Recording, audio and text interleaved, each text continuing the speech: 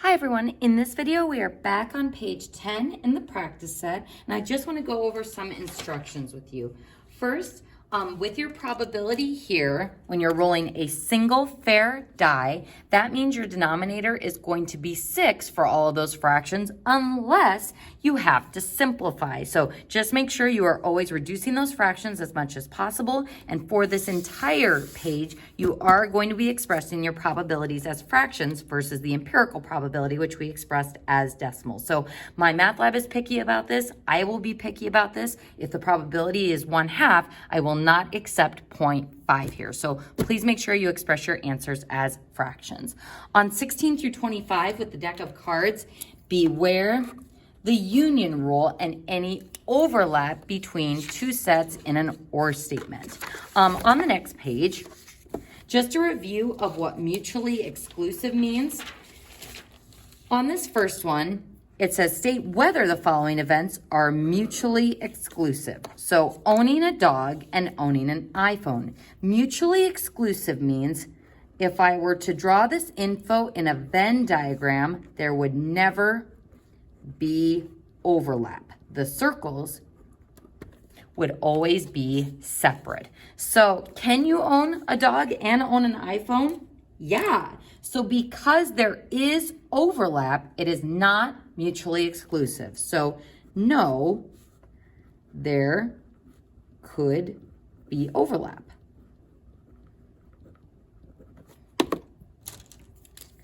What about being a business major and being from Texas? Could there be overlap in those two categories? Absolutely. So no, this is not mutually exclusive where there is no overlap. So when you think exclusive, you can kind of think like, oh, a very important person, VIP exclusive, like separate little party rooms that, oh, you have to have a special pass to come into. So no overlap, no mixing of those circles. So what about being retired and being 70 years old? Are those mutually exclusive? No, most retired people are over 70 years old, at least over 60, so that would not be mutually exclusive either. Now, what about being a teenager and being 70 years old? This would be yes. These are mutually exclusive because you can never be both at the same time.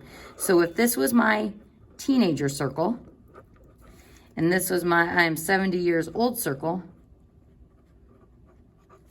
you can never be both at the same time. So because there's no overlap,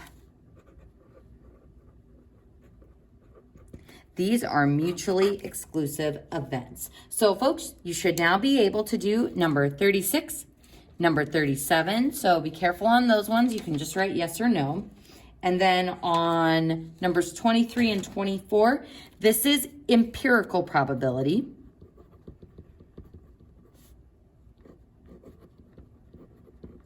And notice in this table, you are given totals, which makes life a little bit easier, but be careful with the data you are looking at. And I want you to round to 4 decimal places.